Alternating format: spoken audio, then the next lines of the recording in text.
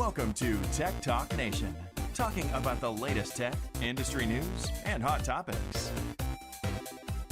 Follow us on Facebook, Twitter, and Instagram. Visit our website at techtalknation.com. Good evening and welcome to Tech Talk Nation. I'm your host, Matt Fitzgerald, and we have a heck of a show for you tonight. We're going to talk about everything ranging from cryptos to robocalls to ham radio, hacking rockets, all the way over to Microsoft's newest blunder in the tech space. So without further ado, I'm going to get right into the show here. And tonight we are joined by a couple of regulars on the show. We have Matt and Ryan here, and super happy to have you guys. How are you guys doing? It's warm outside, boys. The weather's great. I did not expect that. I will be honest with you. We're doing good because it's no longer freezing.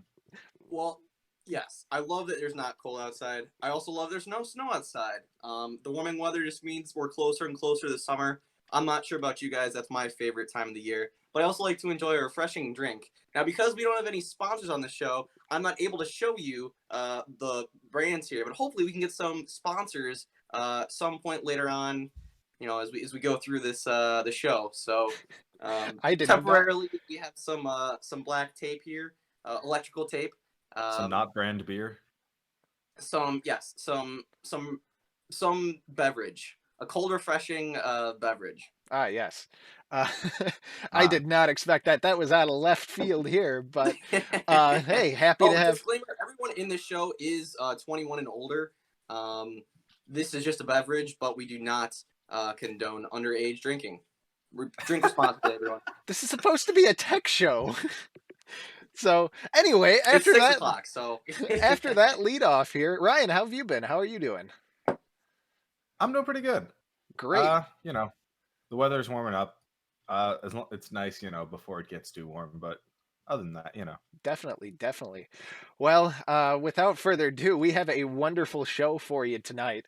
And Matt, you sent me some information about some cool things called NFTs. Now, what are those? Yeah, so NFTs are really interesting. I personally hadn't heard about them until maybe the past month. There's other podcasts that I listen to, and one of them happens to be this one where they started talking about these things called NFTs. They're interesting. Basically what they are is it's a mix between cryptocurrency and a collectible. So these NFTs, they're called non-fungible tokens. And so likening them to crypto, cryptocurrency would be fungible tokens. They're all the same. They all hold the same value. NFTs are different in that they don't all hold the same value. They're unique and they're all different.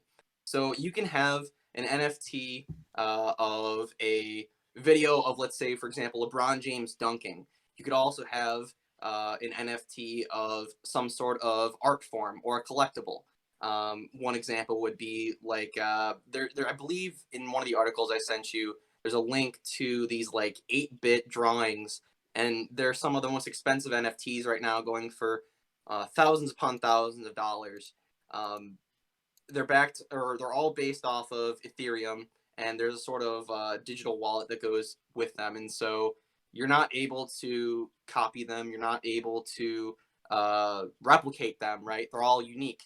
And so you have that sort of similarity to a standard sort of medium, likening them to, like, you know, an art piece or I think, like I said earlier, a baseball card.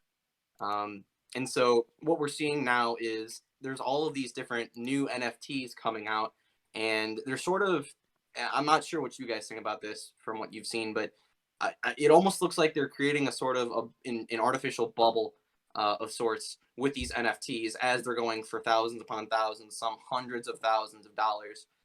Some examples of some of the recent NFTs being sent or being sold. The CEO of Twitter, Jack Dorsey, he's selling the first tweet ever on Twitter, which also happens to be his, as an NFT. Also recently, and I'm not sure if this was sent in our chat, but Elon Musk created a video based a music video or just a song for his new title as what is it, Techno King, and that's an NFT that is being sold, I think, for oh boy, it's eclipsed a few thousands or hundreds of thousands of dollars at this point. It's a emerging new sort of medium for collectibles. Um, to me, it seems like the way the future. I mean, everything's being digitized. Everything already has been. It seems like collectibles and media, the new age media, would be the next thing to be digitized. And a lot of these things are already digitized. Their videos, their clips, their tweets. And so now basically they're just putting a dollar value behind them and giving them sort of backing on the blockchain through Ethereum is how they're able to achieve this sort of uniqueness and identity to them. So I'm just curious what you guys think about NFTs, what you've heard, what you've seen about them. I know we have some articles to talk through today on NFTs. You'd be right on that one. Yeah. I know for Yeah. me, we were talking about this a little bit last week, and I did a little bit of research and I was watching a couple videos on it, and it's really interesting, the entire concept of this, because there's two kind of types of NFTs you could have. You could have a basically there's only X copies of this NFT, so each copy is valuable and this is what's going on, or it's one of those like storefront, hey, you could buy this collectible type thing. um, and it's interesting though, especially those limited edition collectibles where it's like, okay, you're owning a digital piece of something, but what is that something, and is it worth what you're paying for it?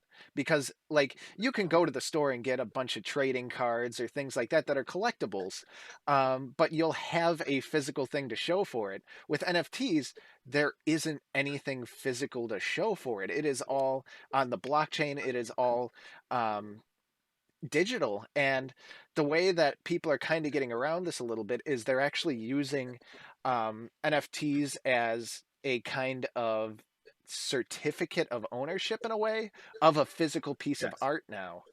So, Yeah, so the two things that it's being used for is proof of uniqueness and basically proof of ownership.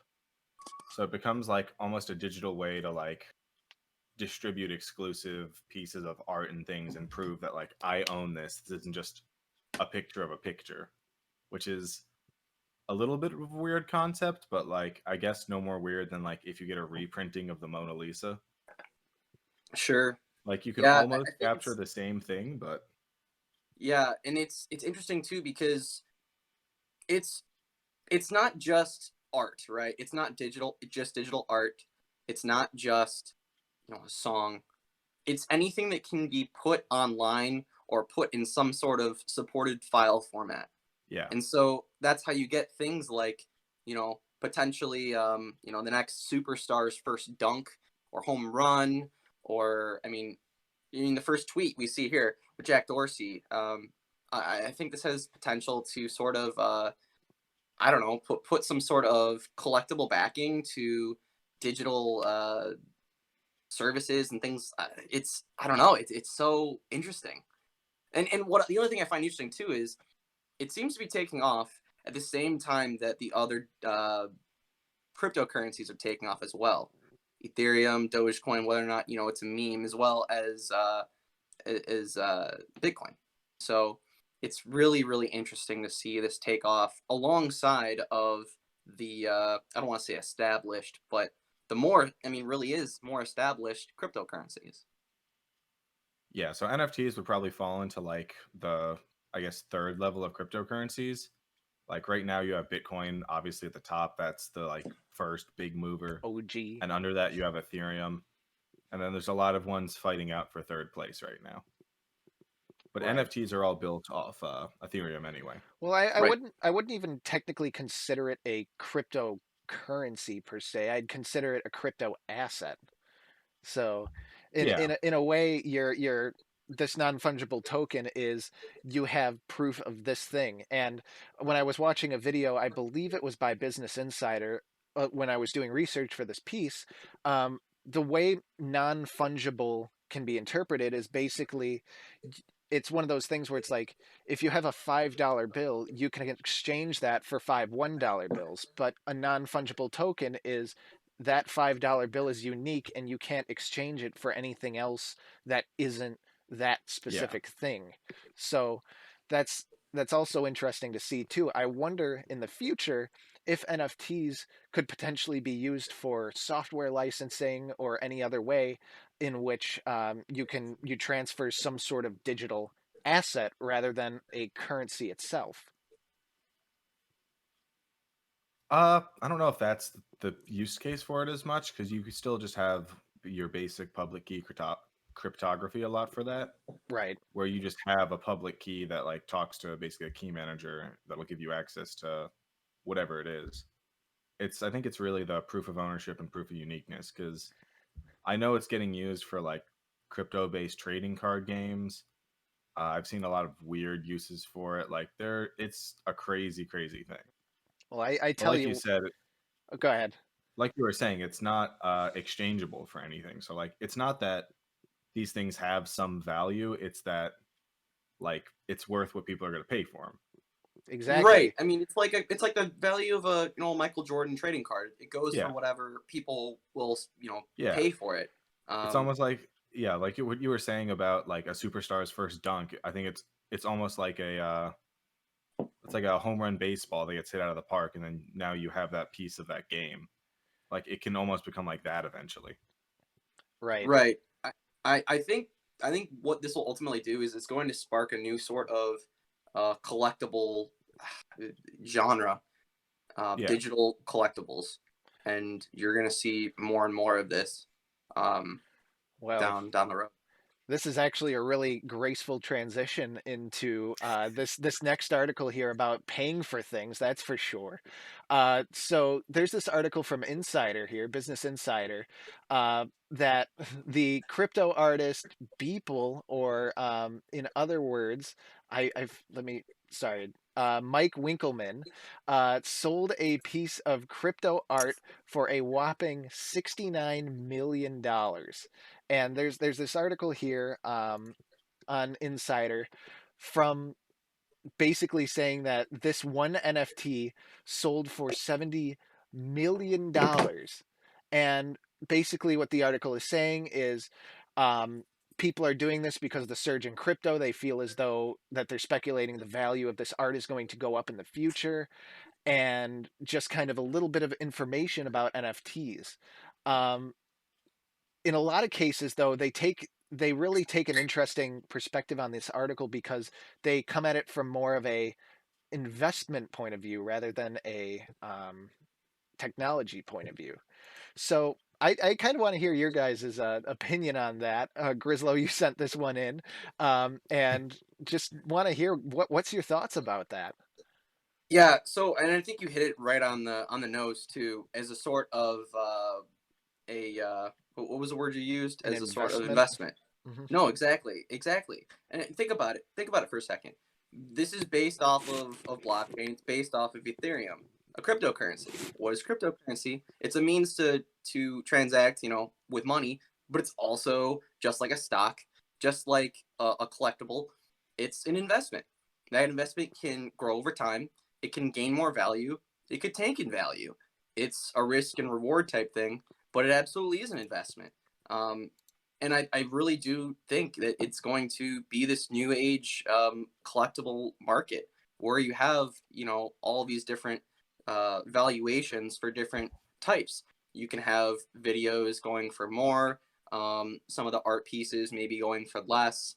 um, the really interesting thing though about NFTs is that there is no sort of garden uh, garden fence, if you will, for even creating these things. So you can get some really interesting people and creators selling their own art, their own things that they make, videos, things like that. I can really actually see YouTubers selling very famous YouTubers, people like PewDiePie, potentially the Paul brothers, selling clips of their videos and making a lot of money off it. I could see that being very, very popular down the road. And down the line, you're going to get these people going, oh man, I remember when Logan Paul did this thing back in the day, and someone can own that or will or have that video or that clip of a viral video potentially, right? So it's the sky's the limit, and we're only getting into this, at the lowest point. It's only going to go up from here. Definitely, definitely. Well, Ryan, what do you think? Sorry, I'm still looking at stuff a little bit because I'm trying to figure out if you can like hide art almost behind this. oh, Like interesting. that's What do you what I'm think? trying to figure out in my own head right now is whether or not you can like hash it into the blockchain and then pull it back down in order to have this like piece of art that no one else would have seen. I see. So like any form of private transaction in a way. Yeah, Well, kind of. I mean, like if the file itself is like unavailable to anyone but the one who has like the key for this NFT. that's correct. That's what That's I'm correct. trying to figure out if that's possible. No, that's correct. That's correct. And that's a big part of why these are becoming popular, right? People want Yeah. to take ownership of these things right away. And so, as you said earlier, Fitz, yeah, there are NFTs that aren't unique completely, that aren't one of one. Another example, Logan Paul, and I'll bring his name up again because he's really been diving into this NFT thing. I think he really is one of the YouTubers that's on the forefront of this emerging genre or market. But he had an unboxing for some Pokemon cards, and their value is skyrocketing right now. And he tied an NFT release to it, and it was some sort of digital like card. But they all sold, and I believe there were, I don't know if there were 50 or 100. They were limited release, but most of them that I've seen are one-offs, and they're all saved in that digital wallet, and they're only accessible through that digital wallet. If you lose that digital wallet, you lose your NFTs, exactly like crypto. Right. It's well, it's very safe. Yeah. It's very, very safe. But it also can possibly be very safe from the owners. So Right. Yeah, just as a like small side note, if you like decent wallets made by decent companies, usually there's ways of recovering all that. You usually have like a very, very, very long like passphrase basically to recover your wallet, but and Right. I almost think there's almost an added security level to this, right? I remember when I was younger, I collected baseball cards, and I had a friend who his dad collected baseball cards. So mine were from 2000s era. yeah, His dad were from the 50s and 60s. He had Pete Roses. I don't know if he had a Babe Ruth. I doubt it, but he had some very collectible cards. All those cards are very popular, but they had a flood at some point, and he lost a lot of those baseball cards. Well, guess what? With NFTs, as long as you don't lose the password or able to recover your password for your wallet, you can almost guarantee we'll never lose those NFTs. They will always be there. It's fireproof. It's theft proof. I mean, it really is foolproof. It's incredible. I think the one thing that everyone should be looking for as we continue to, I don't want to say monitor, but see these NFTs and see the rise and popularity grow, is if people are really willing to forego and Fitz, I think you mentioned this earlier, if people are willing to forego that sort of physicality of a collectible. I like holding baseball cards in my hands. I like holding things that I own, that I've collected, that I paid a lot of money for. I want it to be tangible. I think you're seeing a sort of culture shift where people don't necessarily need to hold their collectibles in hand as long as they have them in some way or are able to access them in some sort of way, whether it be in their closet, at a storage locker, in a safe, or in a digital wallet. I mean that does just kind of parallel the shift away from physical media to digital media though, because I mean obviously there's still a huge market for vinyl collectors and all that, but if 90+% of all music online, it's no longer physical, movies and all that. I mean, there's still people who collect all of it physically, but it's really gone the direction of digital rather than having the physical media there. Right. Right. And that's one thing that I think you could wonder if this is just a logical step taken because of the technology trends, where instead of like on-premise servers and software, even now you're seeing these softwares as a service where basically you're paying somebody to do something for you. I wonder if NFTs are kind of a next logical step because they're taking the service of the trading card industry and basically moving that into online in a way, if you think about it. So I think the most astounding and maybe one of the best tests of something like this would be if a new age, and I don't really know art.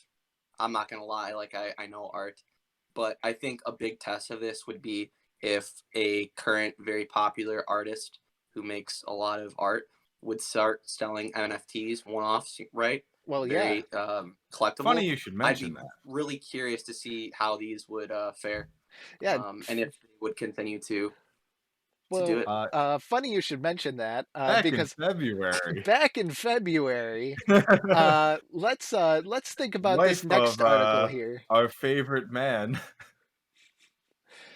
You go ahead, Ryan. You want to talk about that one, or? I mean, I'll just say the title basically real quick. The wife of our favorite man, Elon Musk, Grimes, sold a ton of NFTs just this year.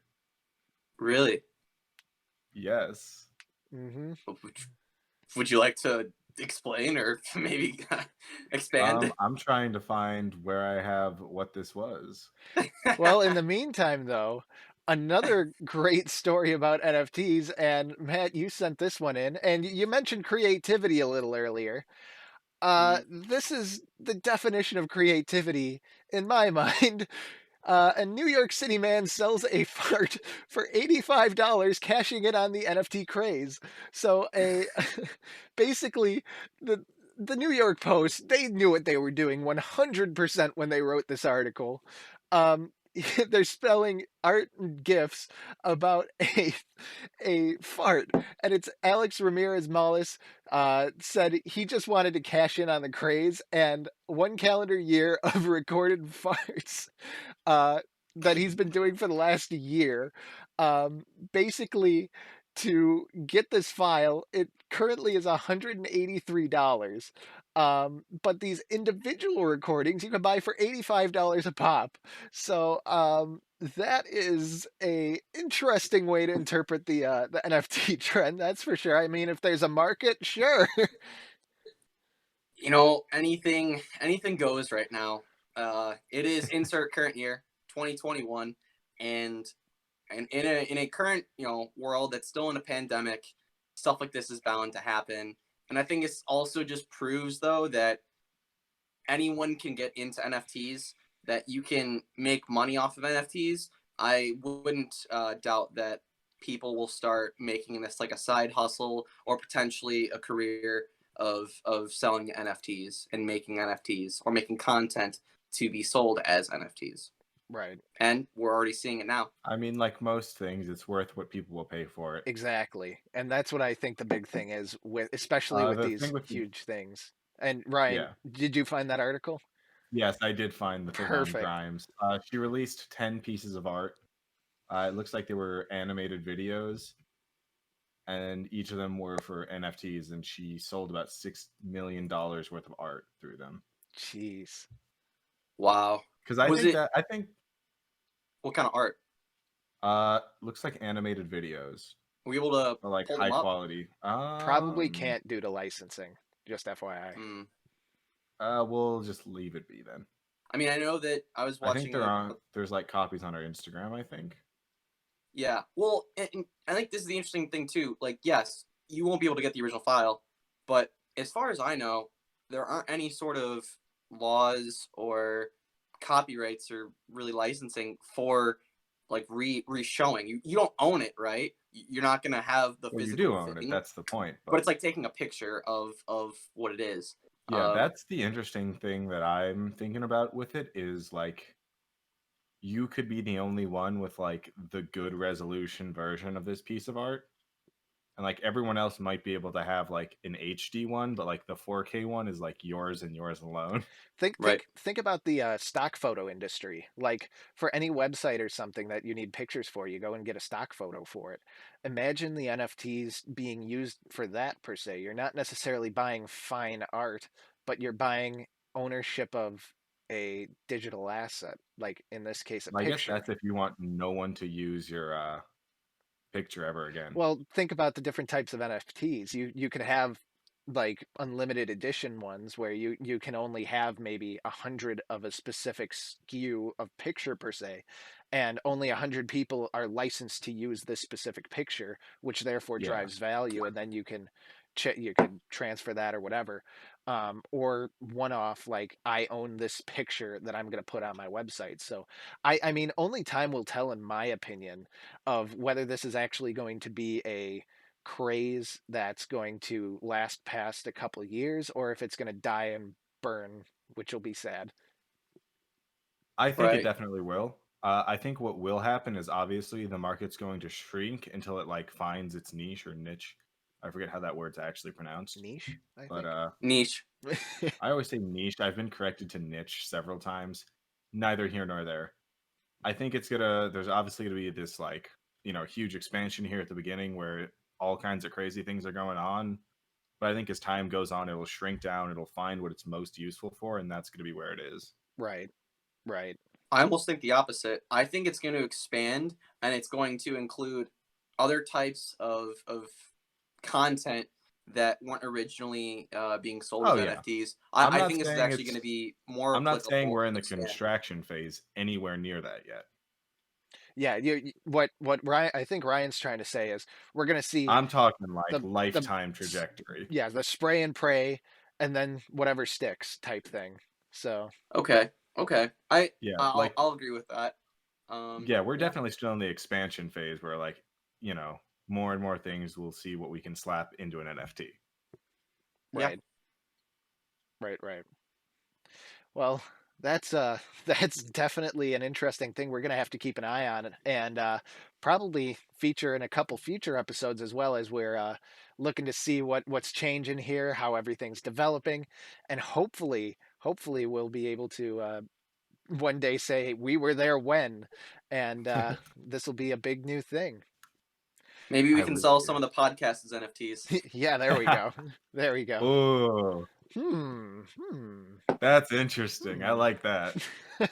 Yeah, Or certain definitely. clips of the podcast as NFTs. Or bloopers of our wonderful pre-show stuff. But we'll have to talk about that one. Hmm. Well, something that isn't new and exciting are wonderful spam calls. And in our next article here, I'm going to be talking a little bit about the FCC doing what the FCC does and patrolling and fining people. So the FCC just enforced the largest fine ever of $225 million against telemarketers who made over 1 billion robocalls. I believe this was in just 2019. Yeah, for massive spamming of spoofed robocalls in the US in 2019. Basically, this was a Texas company. Long story short, they were scammers pretending to be Aetna, Blue Cross Blue Shield, and other insurance companies trying to sell insurance and other like car stuff too. Um, lo- Long story short, you press 3, you get transferred to a call center for somewhere somehow, and they'd scam you. Oh yeah. So yeah, I not. get the car ones 2 or 3 times a week. Oh yeah, definitely. And I have to admit, I personally, for me, it's great to see the FCC finally doing something about this problem. There's a lot Doing more that something needs to actually be worthwhile. right. There's a lot more that needs to be done here, but it's a good start. What do you guys think? I Ryan? mean, it's frustrating to me. Like how many calls I've gotten that are like your insurance is expiring, your car is about to lose its warranty and it's in a state that I've never lived in or never drove in rather. It's insanity. I'm Yeah. happy to see the FCC do something useful. Right. I think And I think the reason why it's so important that the SEC really take a hold on these robocallers is that people like us, the 20 somethings, even 30 somethings, and let's say 40 somethings, they all understand that people are out to get them and try and trick them, and they understand and they know it. The problem is with the older folks, right? That they have a phone where they're able to be contacted, multiple times a day or week, by these scammers, and it's really unfortunate that they they take the bait and they fall for the I don't want to say, it's not pranks, but it's the calls, right? And they get scammed out of a ton of money, and they're just defenseless. It's sad and it's really frustrating for me to see those people because they don't know any better. If they see a link that they're unsure of, they'll click on it in an email, and if they get a phone call saying that they have to route money, some people will do it without battering an eye, and that's not because they're naive. It's just they don't know any better. They didn't grow up with this No, technology. So I am glad that the SEC is taking a stance on this and is trying to put an end to it. Personally, I don't enjoy getting these calls, and I hope that there's some sort of end put to it. And I think penalties, in terms of fines, is a good way to start. yeah, it's funny because if it was like a person-to-person interaction, like these are the kind of people who would probably like pick up immediately that like, oh, this person's less than trustworthy. But Right. by being able to have like all this take place over the phone, you can't see the person's face. Like all of this, all of a sudden, like I don't know why, but like it becomes easier for the older generations to fall for this. And the worst part about this too is once somebody does fall for a scam from this, like a telemarketing company like this, they get added to another list that basically says, hey, we know Oh, the you're sucker gullible. list. Yeah, we know you're gullible, Uh, so we're just gonna keep going and keep going and keep going. And it's really sad, and that's part of the reason too why I'm very happy that we're starting to see this too. Um, there was a video released on YouTube this week as well. Uh, I actually saw this article before this video released, but relatively famous YouTuber Mark Rober Mm-hmm. released a video with one of my other favorite YouTubers, Jim Browning, that basically goes through all of the different. They basically broke down a scam, like an insurance or a bank fraud scam, and they were trying to get through to figure out who's behind it and all that stuff. Very interesting video. I really encourage you to watch it if you haven't already.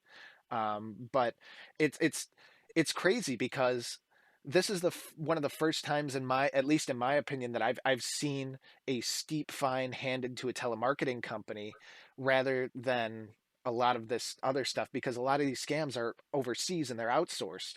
Um, so the U.S. government just kind of is just like, it happens. But with this being the source of these calls being in the homeland, it's great to see something like that happening. Yeah, that video yeah, too was phenomenal, and it sounds like all of us have seen it at this point. I haven't. I might Oh, need to look that up you're gonna later. have to watch it. Yeah, it's really good. Yeah, it's incredible.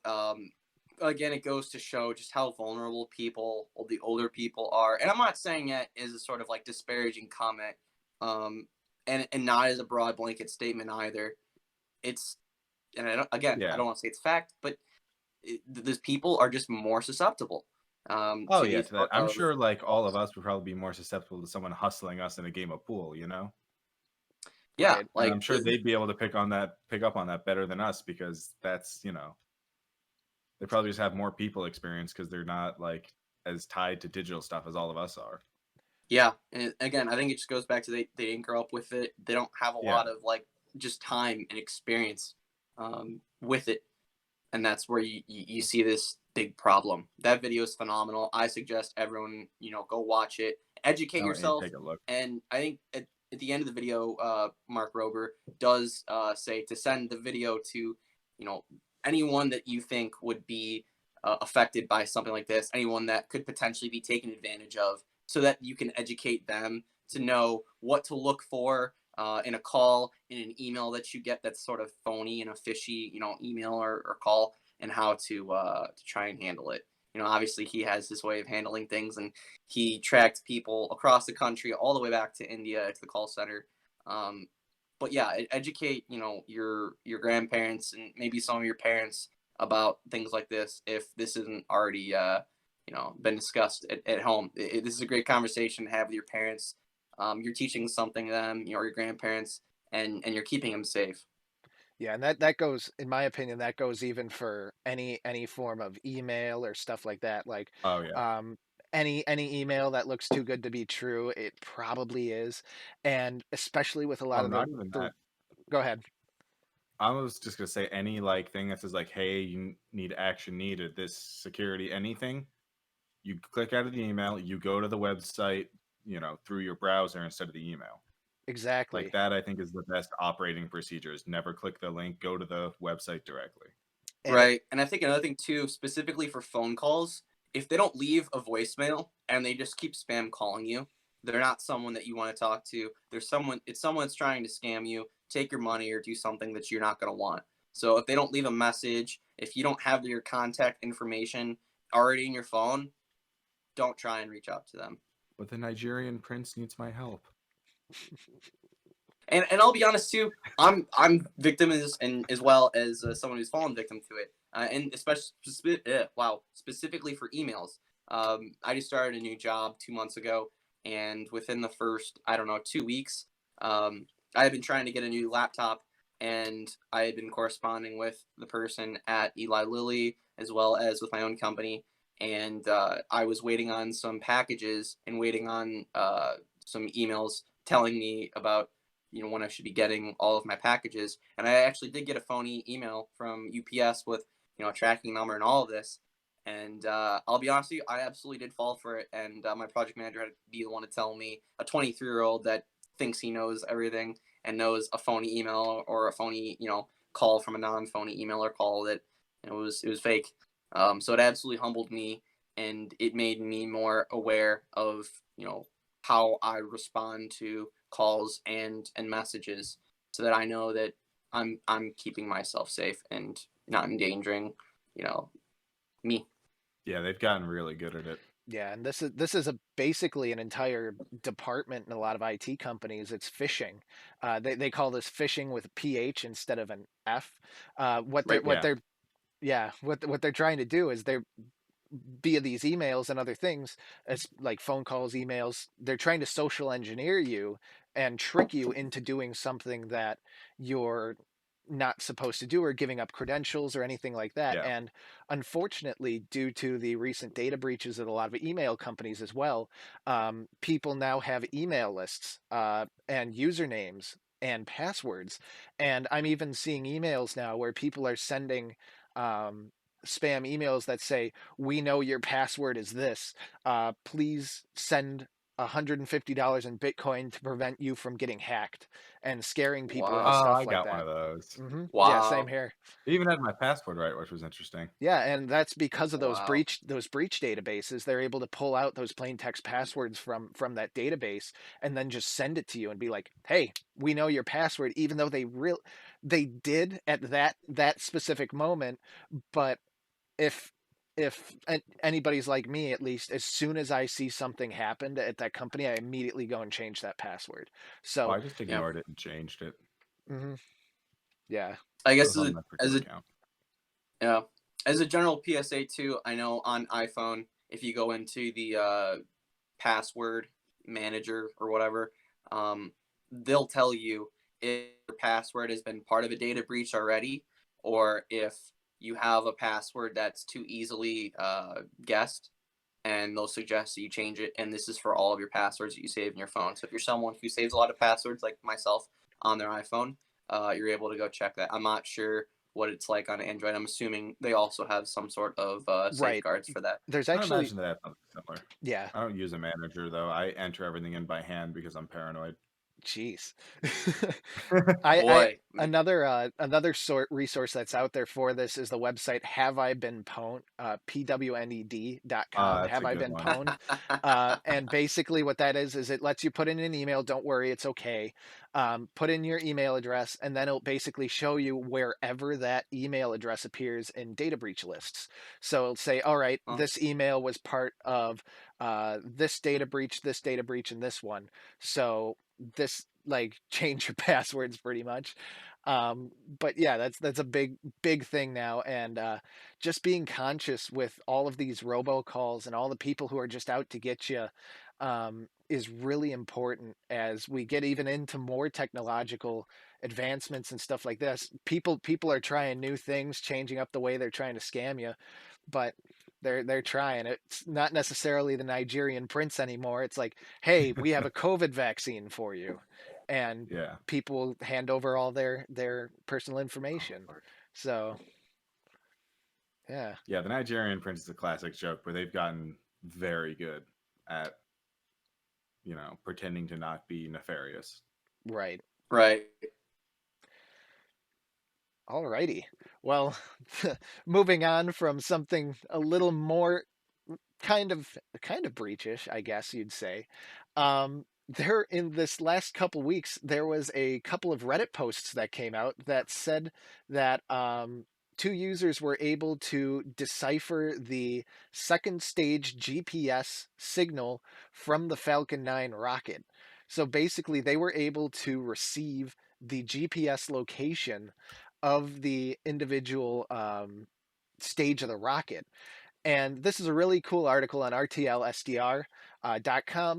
Long story short, what they did is they actually used off the shelf equipment and a radio, a 2 meter wide dish, and a normal SDR receiver that you'd find with any ham radio or any professional uh, radio transmitting equipment, and we're able to basically just decode the straight um, basically log of the rocket, and that's super cool in my opinion.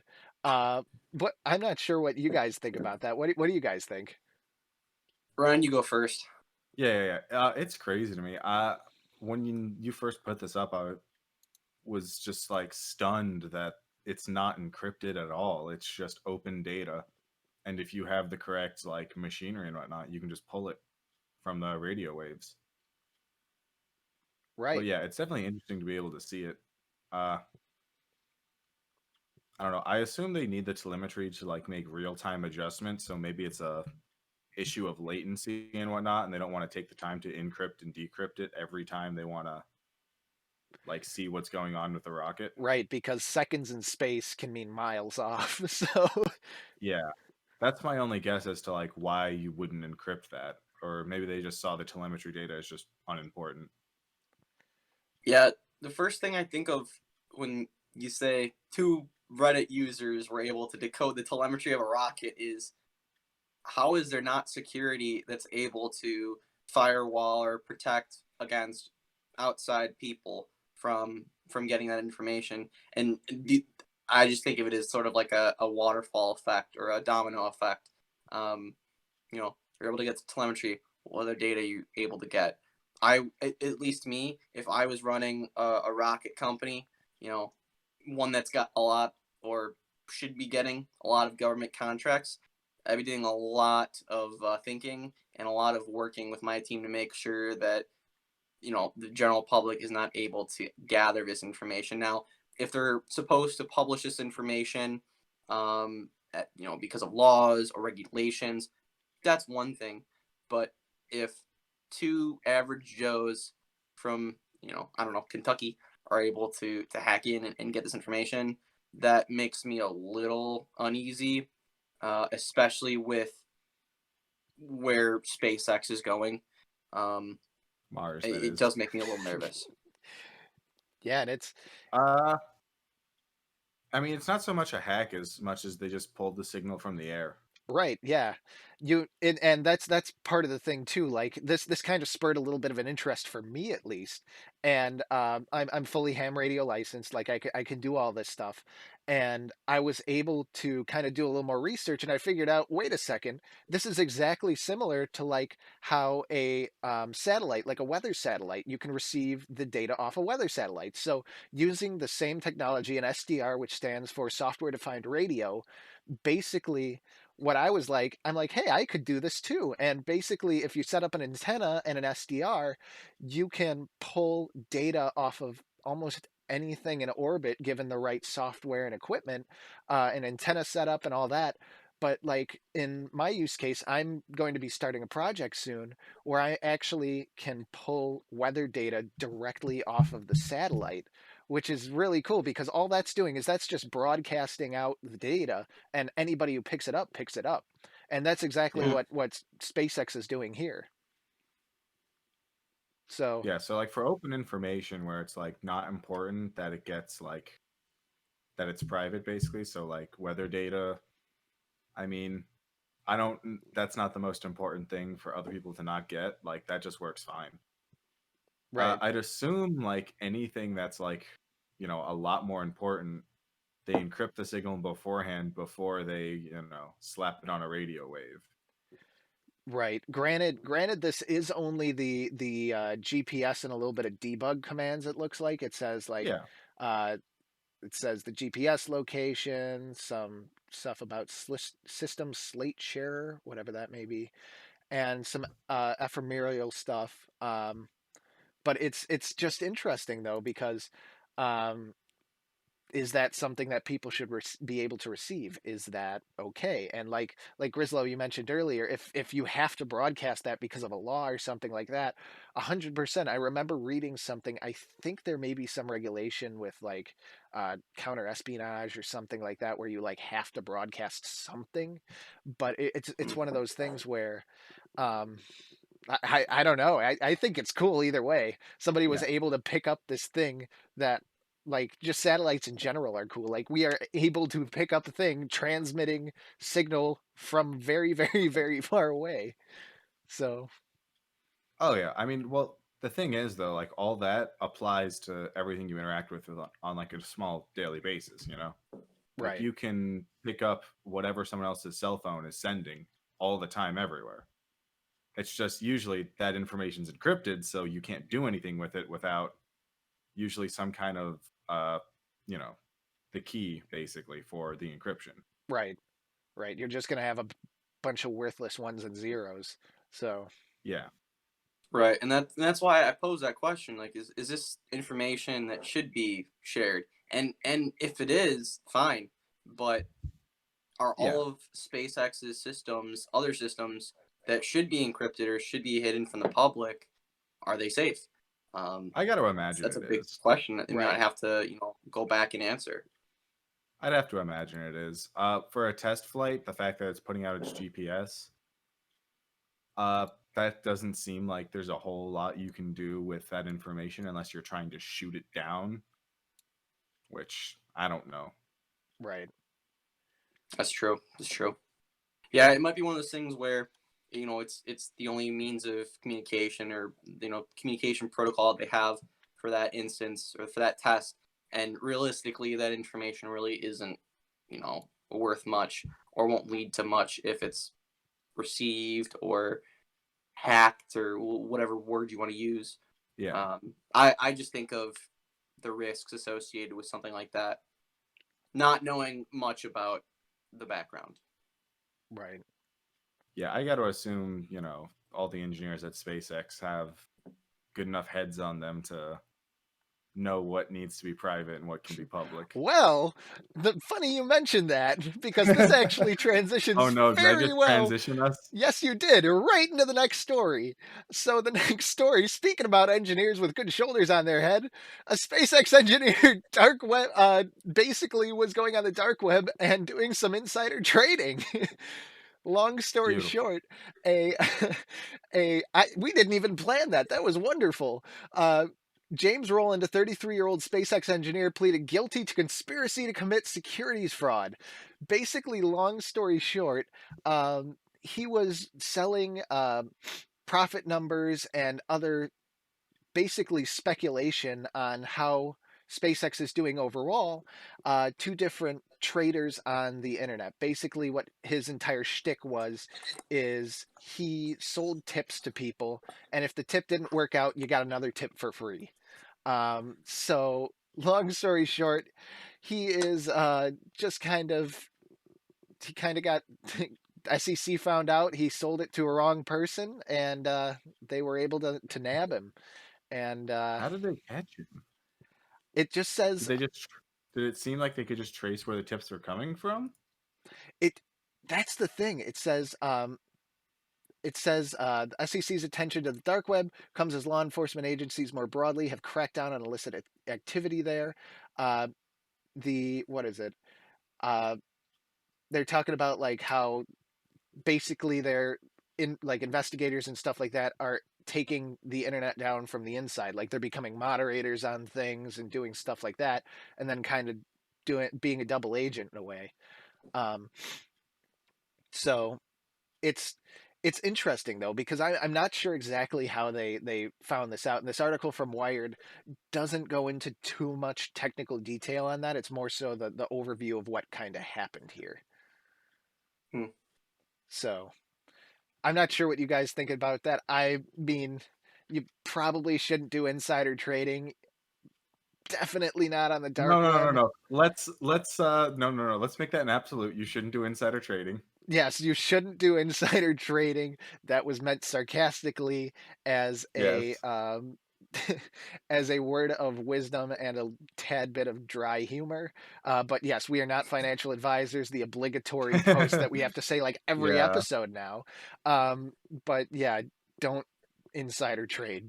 Yeah. Period. I gotta do some looking into that on my own time because I want to know how they caught him.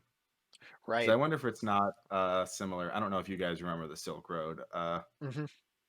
Does that ring a bell with everyone? Yeah. No. The Silk Basically, Road was a company online where you could anonymously purchase drugs over the internet Oh, with instructions how to vacuum pack, how to avoid it getting caught in the mail. Like it was a very detailed scheme. it was They very did all well their run. trading in crypto. That's one of the reasons crypto got a sketchy reputation to start with.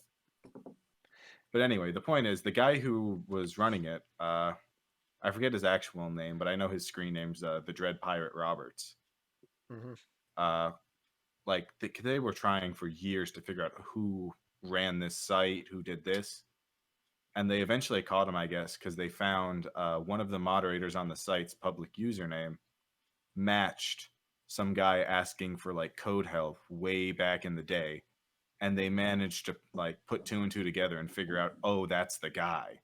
Yeah, wow. and the funnier thing too is they showed up in like a library and just like arrested this guy Oh, out of a library.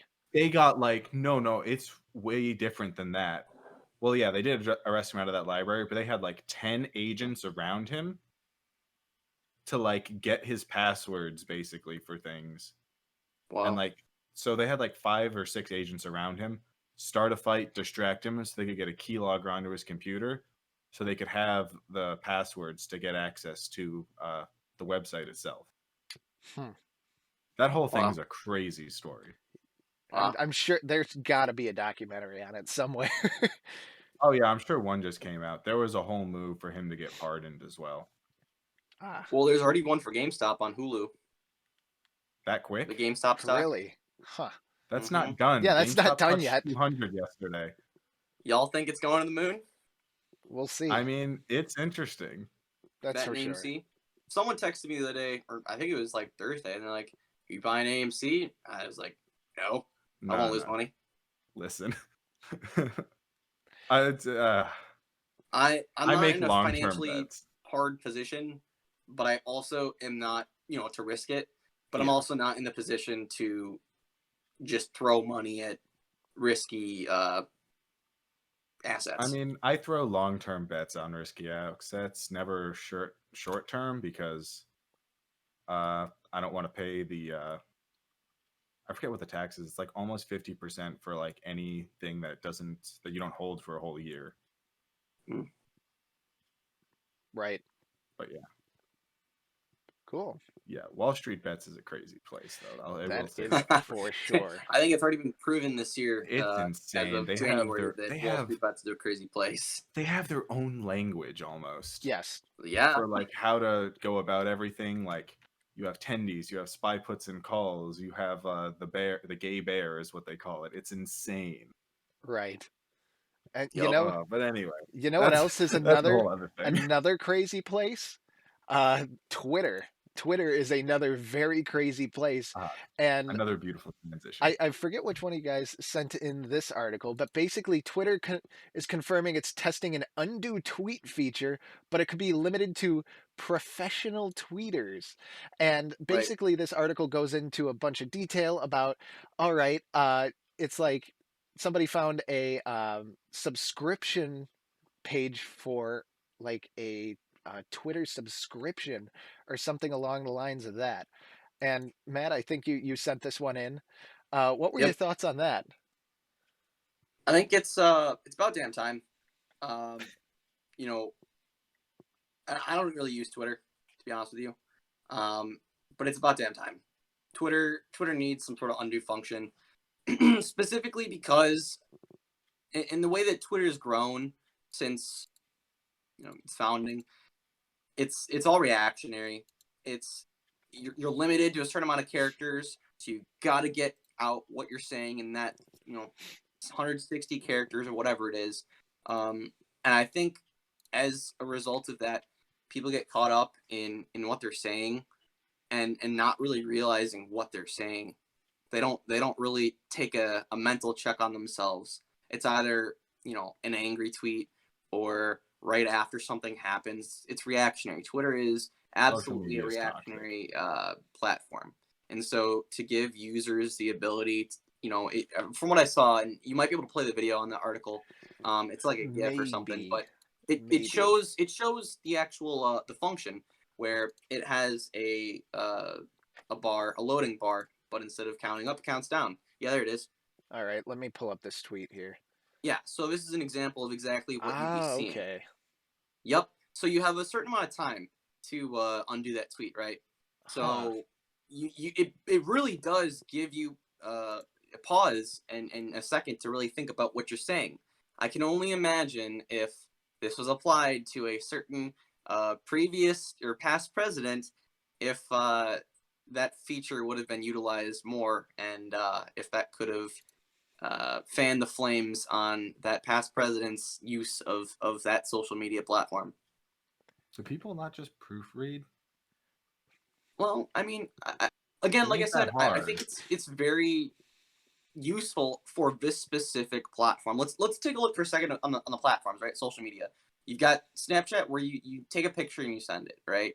I would say it's pretty reactionary. It's in the moment. Instagram, glorified likes. Well, hold on. I will say this that's different about Snapchat. Snapchat's an interpersonal one.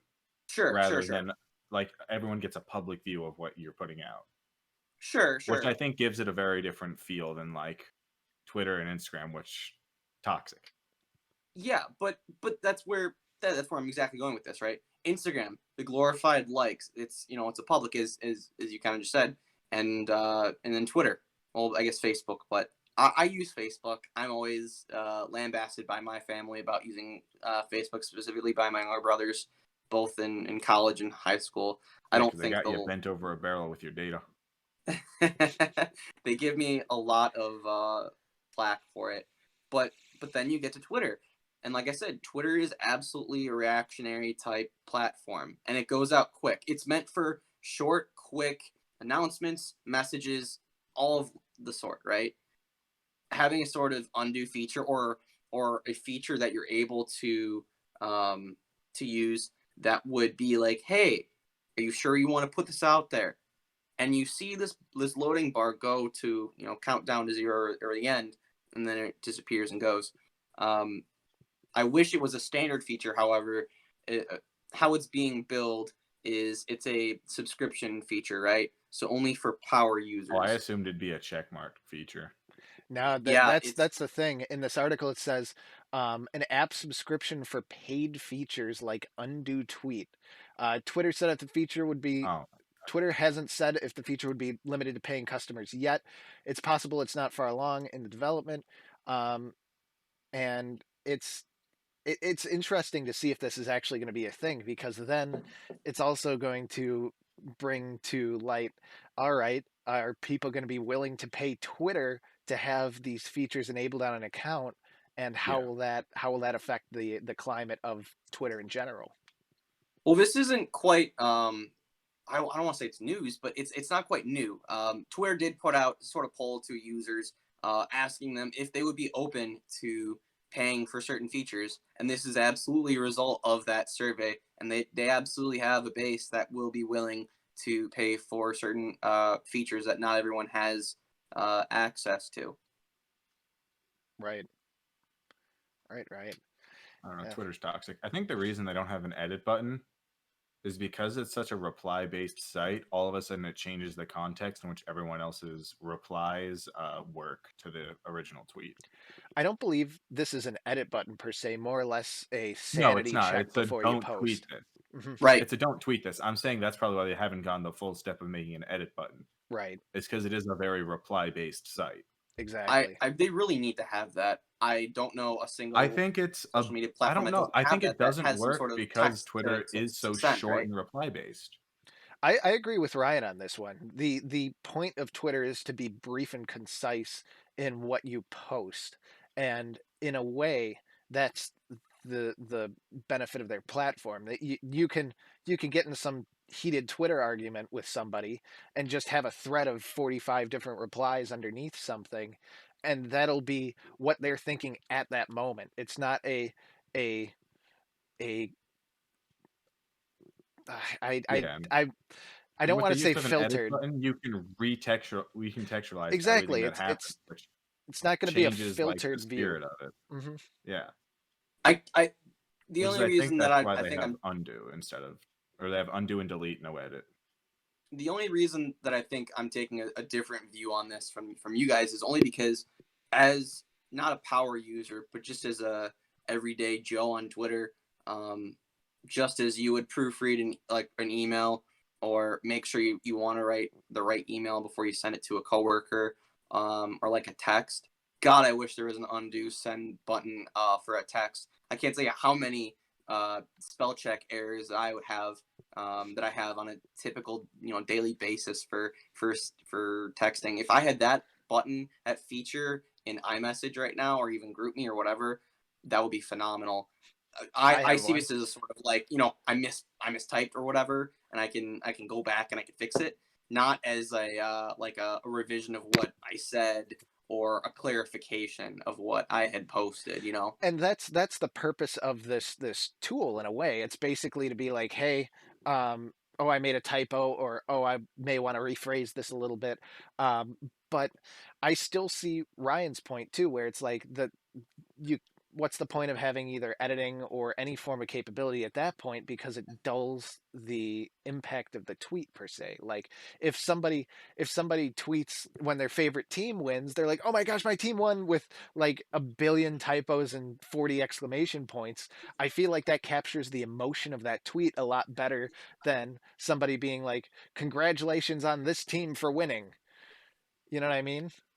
No, for me it's the reply based thing. Honestly though, I don't really have a dog in this fight. All social media is toxic. Get off it. Alrighty. That's my message to everyone. It's not good for you. Please. I'll let you in Alrighty. on that one. I don't really use Twitter, but I don't use I think it's a anything. good It's idea. just I like the idea. I just wish it wasn't a exclusive feature. For yeah. I sure. mean, I get why. I understand the why. It's just the like every bit of research that's ever gone into like its effect on like whether or not it's good for you is like almost 100% like, nah, this isn't good for you. Yeah, and I guess as a end cap to this too, the majority of other social media platforms that involve any sort of description or whatnot, and they have a delete function, they have an edit function. Twitter doesn't, so I think that this would be a great way to sidestep having to add an edit function. Yeah. Yeah, I think interpersonal ones are probably fine. right. Like Just as between like messages and direct as message. a small revision of what I just said, like a person to person social media is probably fine. It's that public thing where I think things Get a usually little end out up of a little hand. toxic. Yeah. Yeah. Yeah. Alrighty. Well, we got to transition over to the next article here. And Ryan, you sent this one in. It was about Has to be India. India's, yeah, in India. Yeah. The cryptocurrency community in India is preparing for a ban. You want to explain that one a little more? Yeah, I mean, I can be brief. There, it looks like there's a bill in the works to just basically criminalize the use of crypto, Hmm. like trading it, owning it, mining it, all that. It looks like it might get criminalized. I was more putting this there as just an avenue to talk about why crypto is very resilient. Right. And we discussed that a little bit earlier because the fact it's all decentralized and stuff like Yeah, that. we touched on it for the NFTs and how like your passwords and all that become like, they're a lot of your stuff's on the blockchain, so you're fine. Right. And that But like the blockchain is point of this shared. is, yeah, Mhm. yeah, the point I was gonna end up making with this more or less is just like because you can ban crypto and you can say you can't own any of this stuff. But what can happen is, what do you do to stop that? Well, you ban, I guess, websites to do that. But the problem is some of these websites are completely decentralized, so you can get access to them from a bunch of other places. You can basically get your wallet set up out of like a different server. I was really just trying. I really kind of brought this in to say like this is a bad thing. They shouldn't do this. But also like because it's so resilient, you can get around it in so many different ways. So even if they follow through with it, it'll probably end up being mostly ineffectual. Yeah, and I think the funny thing about all of it is this point here. This is a decentralized currency that a centralized power is trying to eliminate. Is that a surprise Yes. to anyone? Hmm. No. I mean, think about it. A government does not want a decentralized currency. They want control. So Yeah. if they don't like this decentralized entity, they'll ban it. And it is banned. It just is because it's the Yeah. government. I mean, Right. that's definitely something I've talked about before is like what crypto does is it takes the ability to artificially inflate and deflate currency out of a government's hand. It's always the same. Right. Yeah, yeah. It's. I just think it's so laughable and so funny that, and very, this is the way that it was eventually going to get to, where a foreign government is trying to get rid of a currency that they have no control over. They have no way to manage it. They can't really put any sort of restrictions or regulations on it. Yeah, I think the only government that would actually have success with that is probably China, but that's just because they already have such a huge infrastructure for monitoring internet, monitoring people. Like all that's already in place. The social credit store, like I think they're the only ones who could even have success doing that. Monitoring or censoring, Yes, because there is a difference. it's both though. Right. On another note, But that's I'm gonna actually just derail and go to another story right now. oh, you don't want me to talk about China? I mean we'd be here until tomorrow if you started You that would be. discussion, but we'll This save is that Tech for a Talk future. Nation, not China Talk Nation. But Well, China produces a lot of technology. yeah, speaking of that, No, it's- Nvidia, there is a I have this article I found from videocards.com that a Russian modder VIK-on provided a walkthrough video on how to add another 8 gigs of memory to an RTX 3060 or excuse me, That's a awesome. 3070. So basically, he just straight up desolders the chips on the card itself and replaces them with 2 gigabyte modules instead of 1 gigabyte modules that are produced by Samsung. Yeah. So basically, he replaces them with 2 gigabyte GDDR6 modules instead of 1 gigabyte ones. So I don't know about you guys, but I love seeing when people are able to make cool advancements and change the technology that they're working with. And the coolest thing about this too is he actually made videos showing how other people can do this as well. Sure. Yeah, I it's think awesome. the big disclaimer though is that uh, you would not recommend this to the everyday user, or I would even say most of the power users. Oh, this I is mean, this is the incredibly same reason dangerous. why. Yeah, I mean, this is the same reason why you have warranties on your phone, saying if you open up the phone to try and do any DIY things to it, you're going to void the warranty. Um, and so when people want to do their pet projects like adding a glowing apple logo to their iPhone or trying to add more RAM, and it's not just iPhones, it's so many more consumer electronics. You bear the risk and you assume the risk of voiding your warranty, ending up with a product that doesn't work. I think it's very cool, but also it needs to be said that not everyone has the tools to do it, and not everyone should be doing this. I mean, it's your graphics card, you know? Yeah, I If you mean, think you can take the risk and pull it off, like it's amazing. definitely, definitely. And I'm just kind of Yeah, it is. going rapid fire here, and probably going to close off with the next two stories here. The next story, real quick, when you have your GPU now that has 16 gigs of RAM, chances are you're going to want to play a game on it. And what better game to play on it than GTA?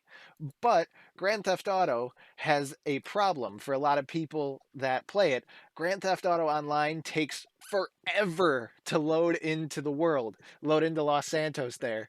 But a modder for GTA actually was figured out how to fix that problem, and he got 10 grand as a reward for that.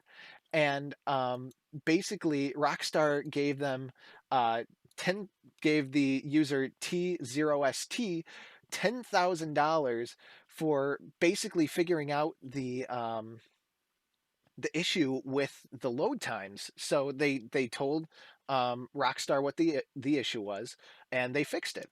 And I know it makes a lot of users happy, and that's in a way a benefit of the modding community, in my opinion. They're able to help with things like that. What are you guys' thoughts on that? I think they should have given him more, quite frankly, because this is going to get. This was. I promise you, this was almost certainly going to be a bug that would continue over into GTA. What is it, 6? Yeah, I don't play GTA. I don't know, but whenever that may be. I promise you that bug would have carried over. So like, I almost want them to have given him more because he probably fixed one of their biggest issues for them. Right, and this game generates so much money for them. Like this is their Rockstar's, I'd argue, main Oh, title. So are you kidding? That online casino that they got running there? I can't even imagine the money they get from it. I think it's so cool when companies like that involve the greater community and try and bring them in and try and get their help to fix bugs and problems. I honestly wish more companies would do that. It only makes a better product for the end user, and the reward obviously is good for that modder. It should be a standard thing in the industry. I don't know why more companies don't do it. Um, you can have a team of 200 people working on a video game, and you can have all 200 people miss one bug that could mess it all up. That could lead to long loading times, whatever that might be. So I applaud applaud them for doing it, and I hope that more companies will do it. This is not the first time it's happened. The actual paying them, I think, is what makes the difference. Because right, like the reason Skyrim is still playable is because the modding community has given that game, 9 more lives. Yeah, no, With all, I think it's awesome, but I do think it needs uh, to continue. I think more companies need to yeah, do it, and actively do it. I don't think it's like, okay, we have a problem, how do we fix it? I really do think that every company, whether it's software, hardware, has a contest every year where it's like, okay, take a look at our products, take a look at our software. If you can come up with a fix to a problem, then we are willing to give you, X amount of dollars. yeah, it's the willingness to crowdsource, but they have to open their code to people, which is companies don't like doing that. A lot of companies This is have true. a lot of companies do have bug bounties though, where basically if you Oh yeah, find I know security Google has a exploits and ton. stuff like that, you'll be able to like mainly this is mainly for security things. Um, you'll be able to basically um, submit that bug, and then they could choose whether or not to award it to you, like award you the money. And if they don't, a lot of these security researchers will actually send it to the community, and then the company will be forced to patch it either way, whether or not they actually get their money. So, Oh yeah. Hmm. right. And I mean, it's interesting though, with all the security stuff going on. And this is actually a very logical transition to our last story for today. Uh, We are rolling on we these are, transitions. yeah, honestly, Microsoft had a cloud authentication Oh outage man. this week. Azure was down on Tuesday, basically for all of the, excuse me, it was down for, gosh, what, 4 hours or so. On Tuesday, basically you weren't even able to, um, do anything or log in or any of that stuff. And they're attributing it basically to uh, the rotation of keys used to support Azure AD's OpenID and other identity stuff, basically to sign the request. So basically, when a user um, signs in, they need to get the key back that says that they're good or they're not good. And that was kind of what was broken there. Ryan, I know you have a ton of experience with the all of the encryption and stuff like that. So, It's not exactly a ton. Whoa. whoa, that was weird. Sorry, I just got like a ton of feedback. Oh, Yeah. same here. No Well, worries.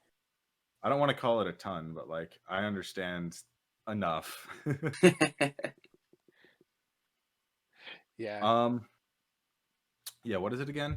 Yeah, It's basically the their OpenID just wasn't doing the yeah, right thank key you. exchange. Yeah, that's a big issue to have. I don't know how they were like sending out the wrong keys and all that. That's crazy when that happens. When basically you think every person sending you, or you, when you, yeah, so you exchange keys at the beginning of a connection to a server, basically to make sure everyone's who they say they are, and everyone has access to the correct things. And when you show them the bad key, you get turned down. And I mean, I don't know how you mess that up. Like all these key exchanges are very very standardized algorithms. I've written probably 2 or 3 of them this year alone. Like just as like proof of how to do this, not even like to use. Right. And that's one thing too, where it's like, all right, this is a multi-billion-dollar company here that has somehow messed this up. Like, is it a problem with their workflow? Is it a problem with their integrations? Like that is a pretty major problem, and it cut off access. I know I was impacted with it. I wasn't able to use Teams or log into Azure or do anything for like good 3-4 hours. And Microsoft luckily was able to revert back around 5 o'clock Eastern, and I was able to get in about 6 o'clock Eastern. Um, but it was one of those things where it's like that's nuts to think about. Like they just completely killed off their product by something happening relatively simple. mm, Yeah, it sounds like it's in the key exchange, and that one has been. I think it's usually like some form of SHA. That's been around for a while. Right. hmm. Yeah, I know I was having some issues this week. I don't know if it was on Tuesday or not when they had the outage, but I know I was having some issues with some of the Microsoft products. I don't know about you, but I've been having this weird issue with my inbox trying to update, and it just won't. Um, I put in a service request to our Welcome to IT Outlook. people. I put in a service request over a week ago. I still have not gotten a response back on whether or not it's been fixed. I don't know if it's really been fixed. It's frustrating, but yeah, no. When a company that is service oriented can't keep their services going, that's a problem. Right. Right. Right. Oh, okay. I'm looking into this real quick. I think they started to like struggle to find new keys almost. Oh, really? It seems like they weren't like, because you purge session keys periodically Mhm. Right. just because like you're no longer using the session key.